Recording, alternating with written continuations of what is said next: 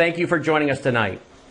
So first of all, I want to just say thanks, Tom, for getting a hold of me and asking me to come on tonight. And Brandon, appreciate you connecting me in. I don't know what your audience is or who we're speaking to tonight, but I would tell you what's happening in this country should never happen. And we are going through, there's no doubt in my mind, we're going through a crucible of history.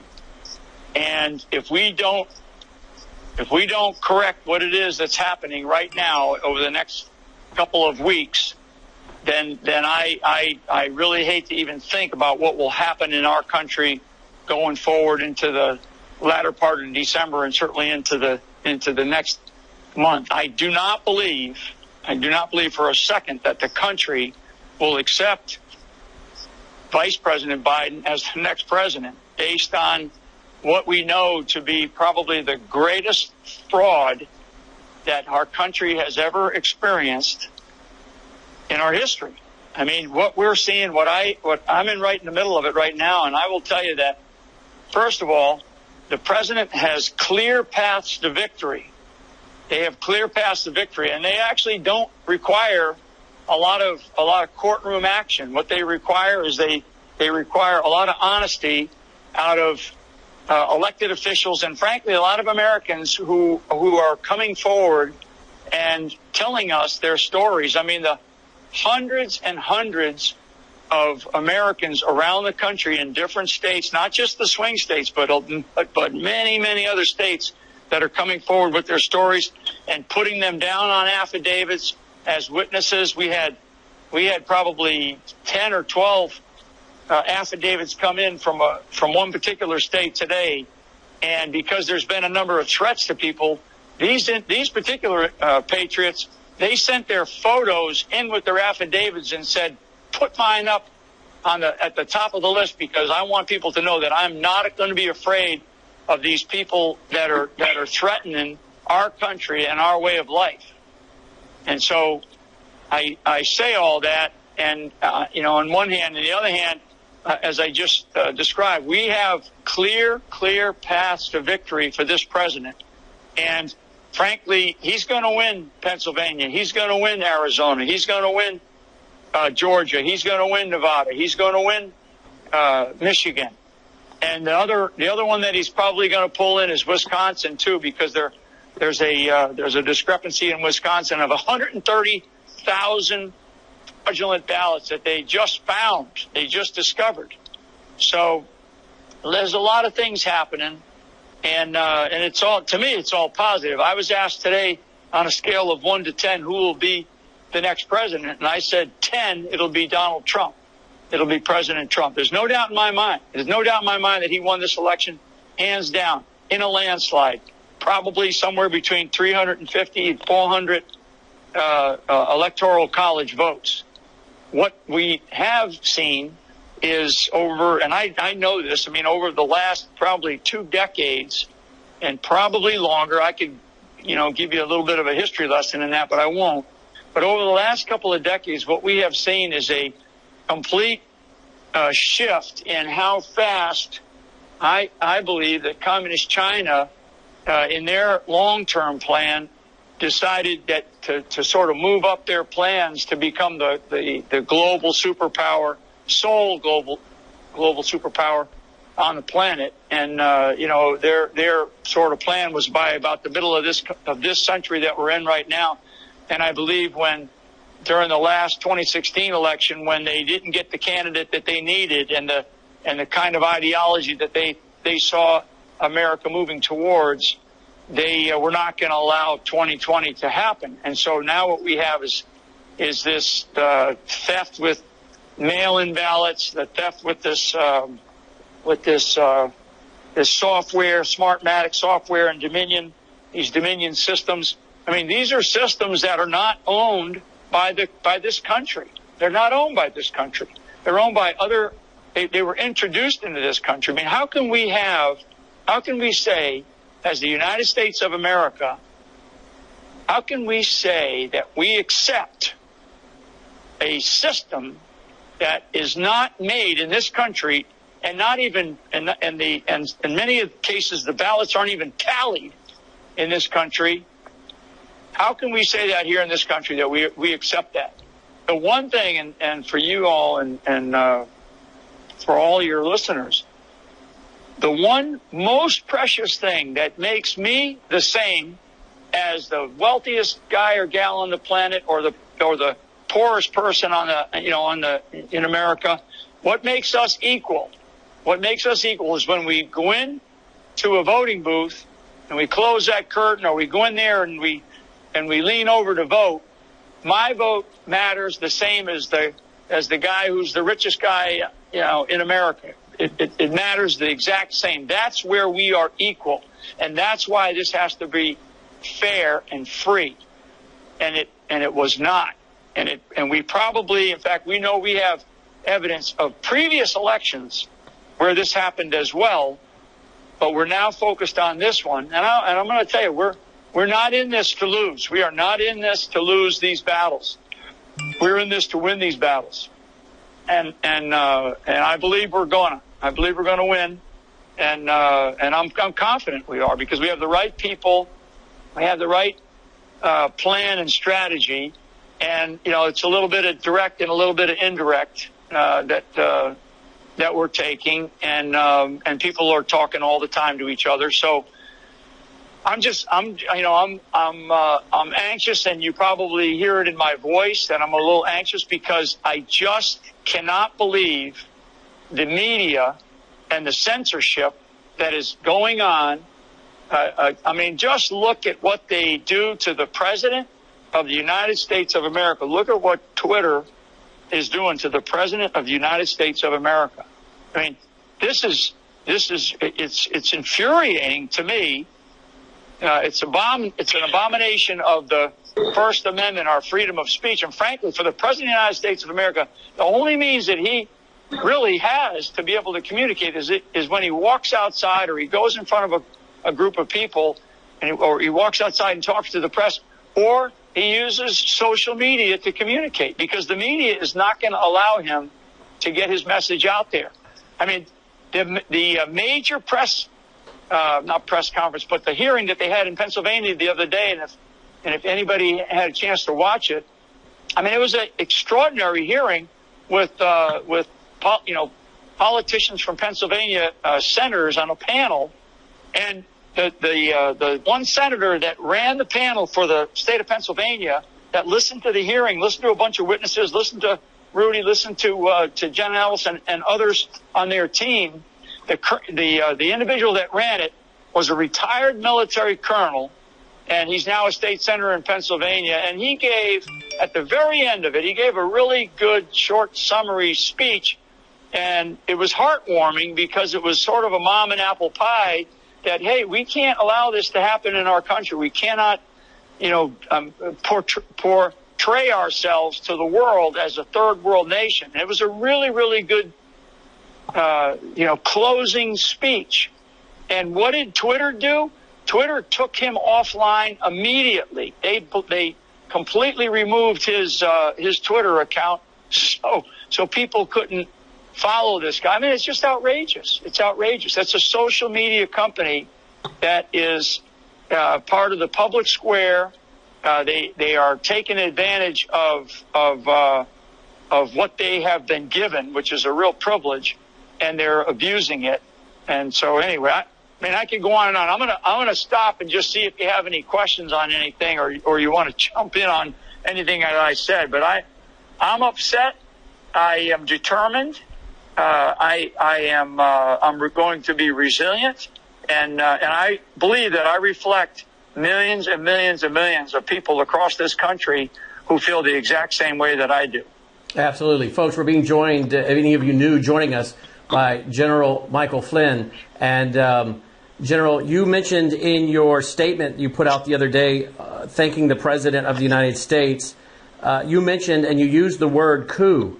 You mentioned we never again should allow this to happen to the American people. You used the word uprooted, undercut, usurped, or held hostage by a coup against our nation. Would you care to expand upon the word coup? Because I know General McInerney has used the word over and over, coup d'etat. I know you're not a man given to hyperbole, so I know that word did not make that into your statement you released for no reason. Would you care to expand upon the use of that word?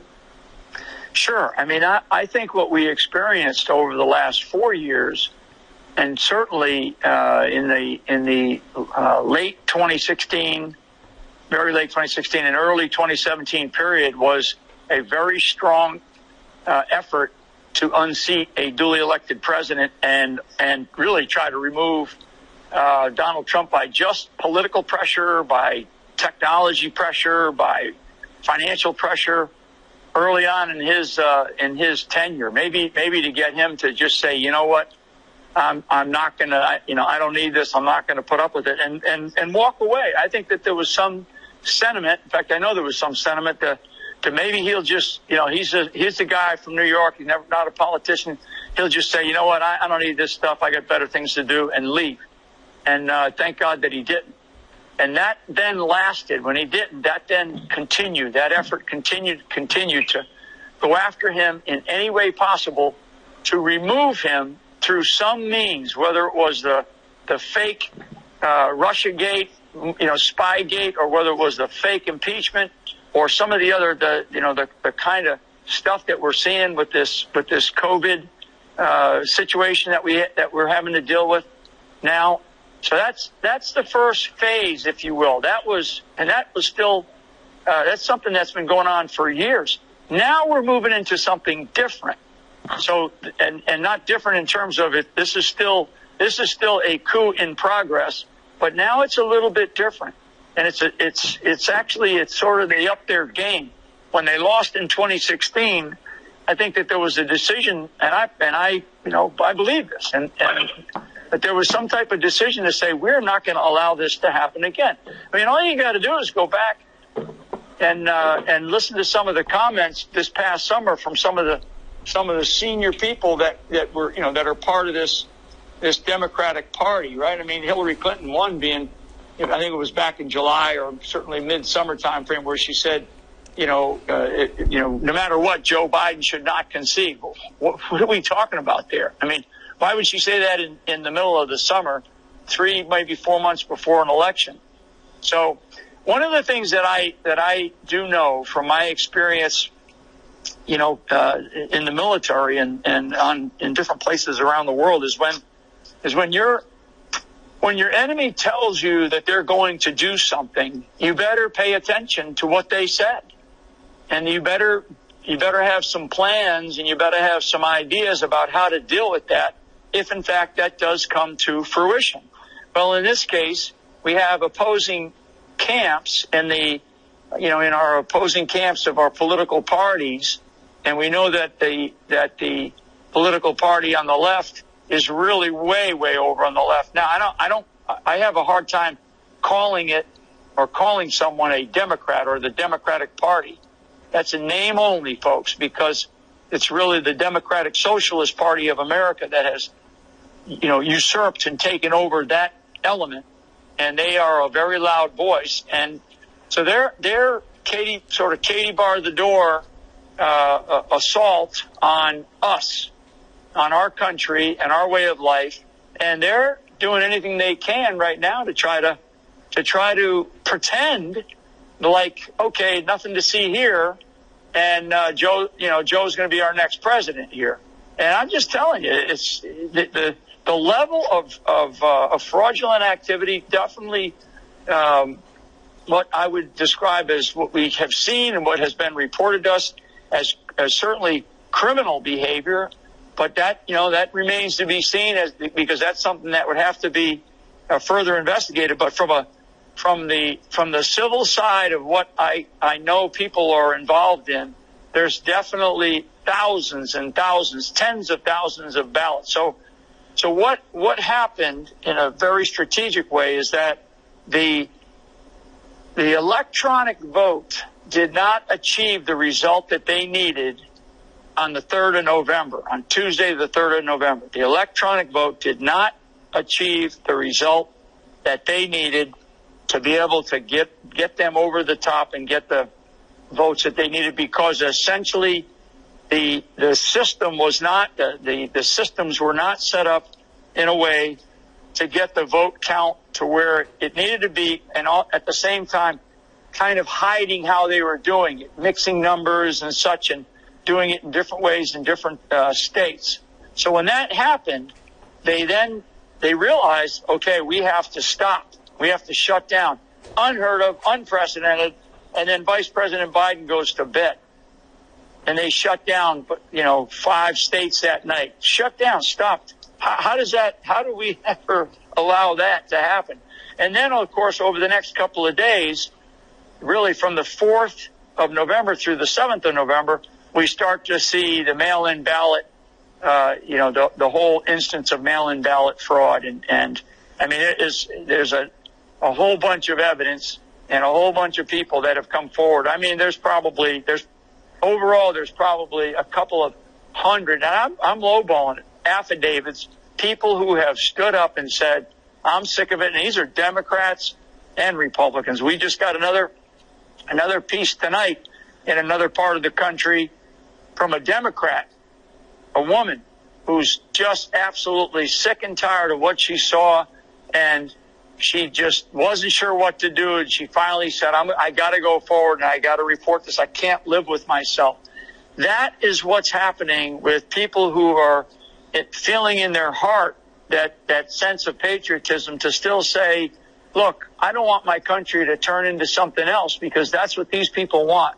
They do not want our country to be the republic that it is. They want it to be something else and change it, as we heard one president say, we want to fundamentally change America. And that's not what people want. People want to live the life that they have with the liberties and freedoms that we have under this great constitutional republic that we have. So that's sort of where we are, and that's what I mean by that. This is an ongoing effort. It's not the go take the Capitol, go take the radio station like we've done, in the past, in our own history years ago in Central America or the Caribbean or over in some of these other countries where we've participated or we've supported some of this stuff, or we certainly have watched it in other third world nations.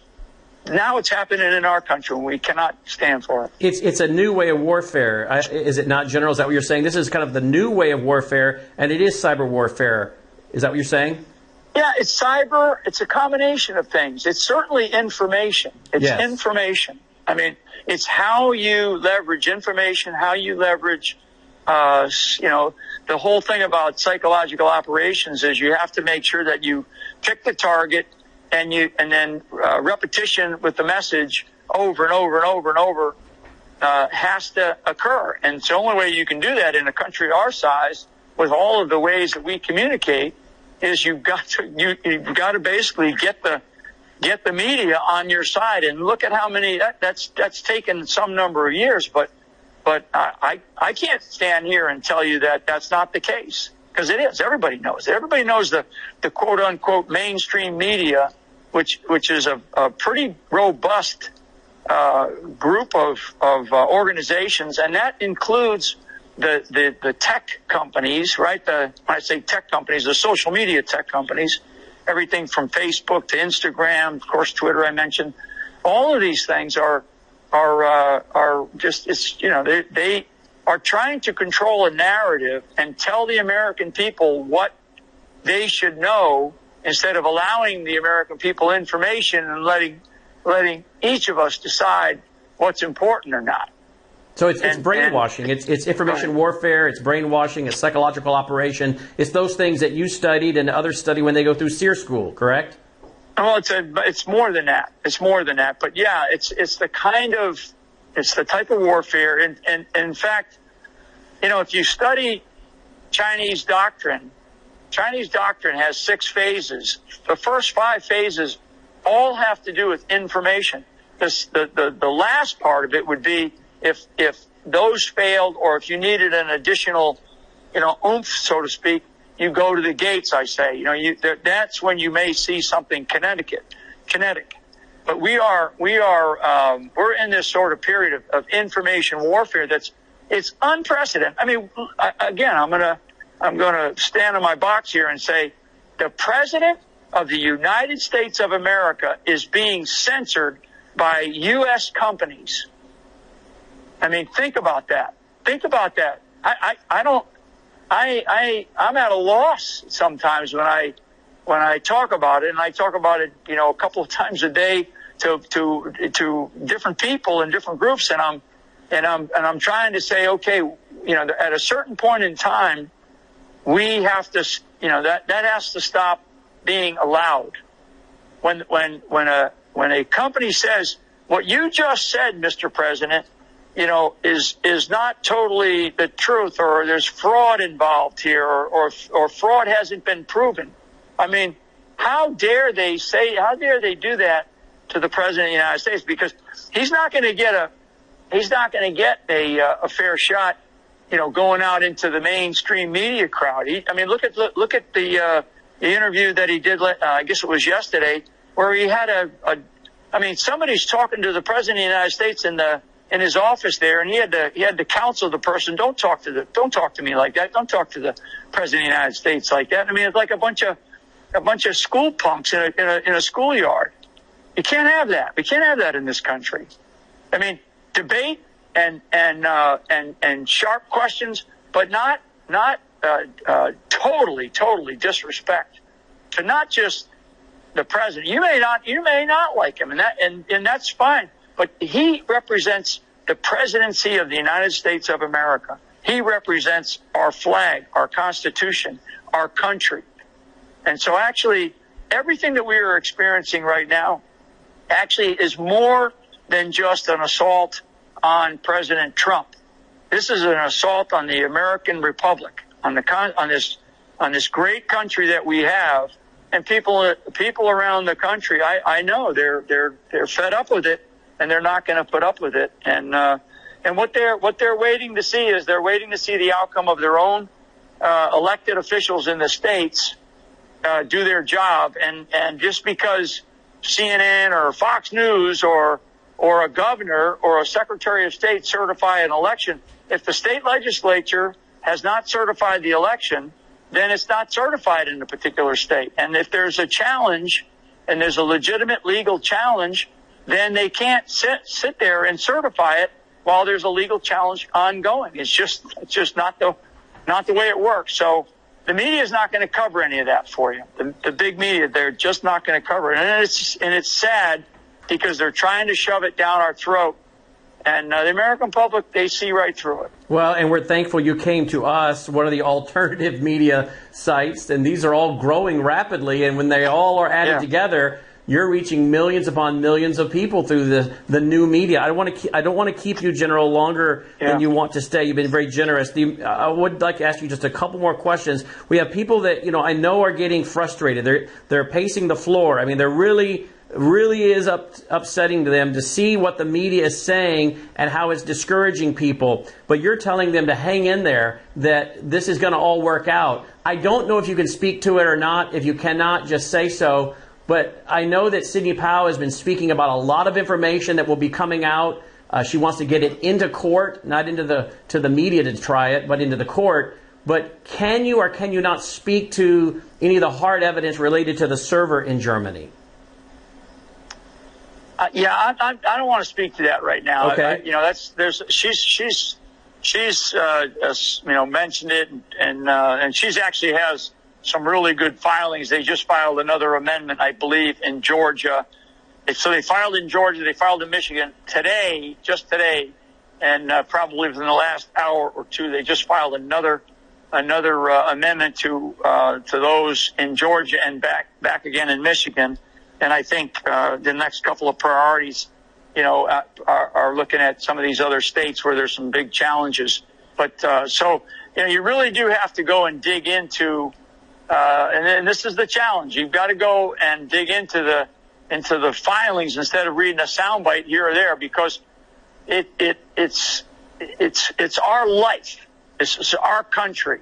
This is the time in our history where if we don't get this right, this country is done. It will be over as we know it. And as I stand here talking to you, I'm not standing here for me. I'm standing here for my children, my grandchildren, and frankly, the beacon of hope that we are as a country. And I would say, and I'll just wrap it up because I'm going to have to jump here. There are paths to victory. I mean, it's clear. And so key states are Georgia, Michigan, Arizona, Georgia, Michigan, Wisconsin, Michigan, Arizona, Nevada. I mean, there's ways that the president can get to, and his team can get him to the margin that he needs to win without Pennsylvania. But he's going to win Pennsylvania too. So I'll leave you and I'll leave the audience with this, because I don't want my tone to be so strong where you sense a frustration. I'm really not frustrated. I'm determined, and I am going to remain resilient to this assault that we have ongoing by elements in our country that are trying to tell us, don't look here, everything will be just fine. It won't be. We cannot have this. We cannot allow this. We are going to we're going to get this straight. We're going to straighten it out. It's going to be done properly. It's going to be done legally. It's going to be done correctly.